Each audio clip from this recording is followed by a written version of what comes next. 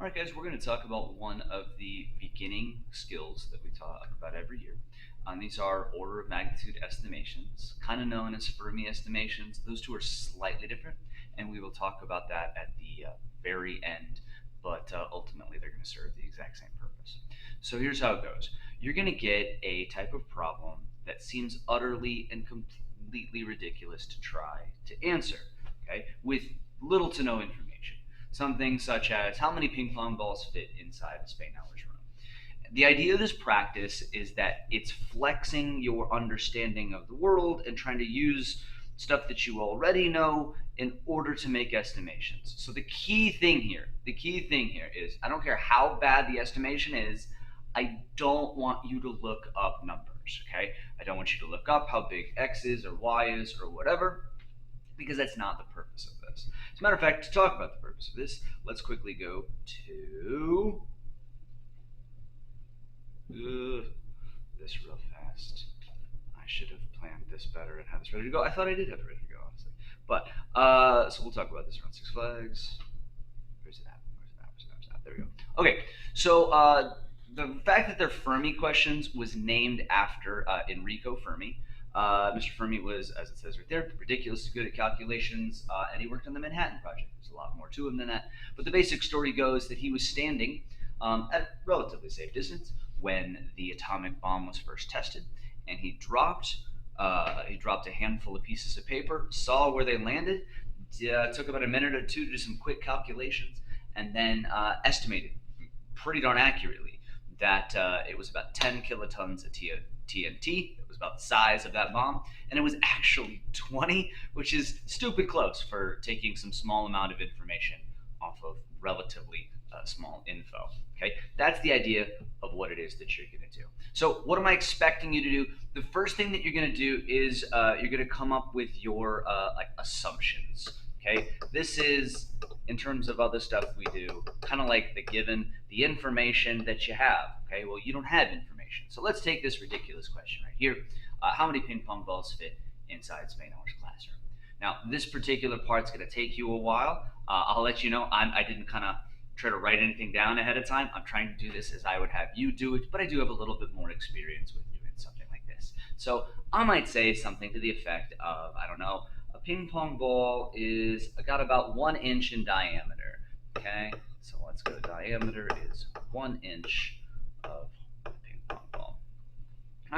Then I might start to think about, okay, Spainhour's room. Now you might be, hey, I don't know the size of Spainhour's room. Remember, this is an estimation. So what you can do is you can start to compare my room to possibly stuff that you know. Now, is it going to be perfect? No, but it should be relatively what we need. For example, okay, you might think about the height of Spainhour's room, and you go, I don't know how tall that is. But what you could do is you probably know exactly how tall you are. So you could then go, okay, well, how many of me stacked on top of each other would it roughly be? Would it be one, two, two and a half? We don't need to talk about that half. Yeah, and like, what would that be? And then you can say, all right, well, I know that Spainhour is roughly 6 foot. Okay, no, not so 5.5 feet tall. Maybe I don't know, 2 1/3 of him. So let's go. Height of the room is something like 12 feet. Okay, and you can incorporate a similar type of idea in like across the room, that type of thing. Now I kind of know these numbers from being in this room for a while, but let's go with the width of the room is something like, I said inches on that, didn't I? I have to go back and fix that. Yeah, not 12 inches tall. That would be hard for any of us to stand. And then yeah, maybe the front of the room to the back of the room. Again, that's going to be a distance that you probably don't know terribly well. But one thing you could estimate is, hey, I just saw that the width of the room is 25 feet, and I think it's roughly twice as far as it is wide. So let's go. Length of the room is 50 feet. Now, you might say, again, I don't know how I would make these estimations. Well, you're not going to make the exact same estimations as me. You're going to be off. But here's the general idea. The fact that this says order of magnitude right here comes into what is an order of magnitude. Well, an order of magnitude, anytime you write something in SI units, like if I had, I don't know, 120 yards, I would write that as 1.2 second. Yards is this little number right here. That's the order of magnitude. It's the power on the 10. How big is it? The number of students in class would be the first order of magnitude, usually.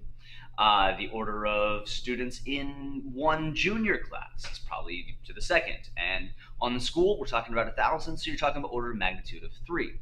Point being, when you go back to doing this, okay, are you probably going to get 12? No. But are you going to guess an order of magnitude that's different? Meaning I said 12, or 1.2 times 10 to the first order of magnitude. Okay? Are you probably going to say that it's 1.2 feet? Hopefully not. Are you going to say it's 120 feet? No, probably not. So, are you probably going to guess something in the exact same order of magnitude? Yeah. So don't freak out. Don't freak out too much about getting the exact right number, because as long as you're pretty close and you're thinking about that, you should be pretty good. Okay. Then upon this, you can start to develop kind of a technique. Here, I'm going to use these three numbers right there in order to calculate the volume. Volume is length times width times height. So 50 feet times 25 feet times 12 feet. I should have had my calculator closer in hand. Where did it go? Can't do that off the top of my head. My apologies. I've let you all down. 12. So we have that my room is 15,000 feet cubed. All right? And coming over here with the ping pong ball, it's a sphere. So I might say, okay, well, that means the radius is 1/2 inch. And the volume of that is 4/3 pi r cubed, or 4/3 pi times 0.5 inches. Ooh, that's the wrong spot to me. Cubed. And the volume of that, 4 divided by 3 times pi times 0.5 cubed, is the volume of the ping pong ball, 0.52 inches cubed. And once again, not perfect, but the main thing, as I said at the beginning, is I do not want you looking up what the diameter of a ping pong ball is. I don't want you looking up what the volume of a ping pong ball, because those are standard, and you probably could. Now, the main thing that you're going to get in this is, number one, you're going to have assumptions. I'm going to see that. That kind of lets me know kind of like what your planning is and how much time. And honestly, your assumptions are probably going to take you the most time.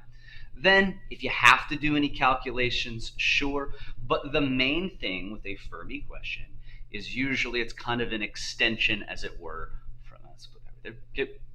from conversions. So you're going to do some unit analysis here. Now, obviously, already we can see that boom, boom, we don't have the same units. So let's just go ahead and real quick go 15,000 feet, excuse me, cubed per 1 room. And we're just doing unit analysis here to end up with what we need. Now, for starters, obviously, we need this to be in inches. So just a gentle reminder that you can use your standard conversions of 12 to 1, but that's 1 dimension. So simply making it 3 dimensions is cube, cube, cube, and cube. Cancel, cancel. And of course, I could stop here to figure out how many inches that is, or quite frankly, I'm just going to keep going, because I can see right here what I have is 0.52 inches cubed, excuse me, for 1 ping pong ball. Okay, and when I'm done, cancel, cancel, you'll notice that I'll get ping pong balls per room, which is what I'm looking for. So let's go ahead and take 1,500 here. Sorry, 15,000, my apologies, times 12 cubed, divided by 0.52. And my answer is a very large number. Now, for starters, do not ever write down all the numbers on this. If you get to a really big number, highly suggest scientific notation.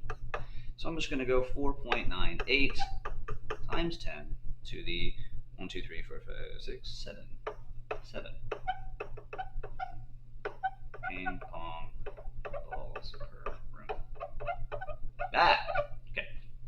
So on your problems, I'm expecting, like I said, assumptions, maybe some calculations, but the main thing I'm going to see is assumptions and this right here, this unit conversion that gets our final answer. Now, I told you at the very beginning that I would tell you the difference between a Fermi question and an order of magnitude question. And the main difference is, in a Fermi question, you usually just keep the number like, okay, that's my estimation. It's 5 times 10 to the 7th, or what would that be? 50 million? 50 million ping pong balls apparently can fit inside Spain-Hour's room. An order of magnitude calculation just cares about this right here. So the answer would be 10 to the 7th ping pong balls. And there you go. That's how you do an order of magnitude calculation. So if you have any questions, please.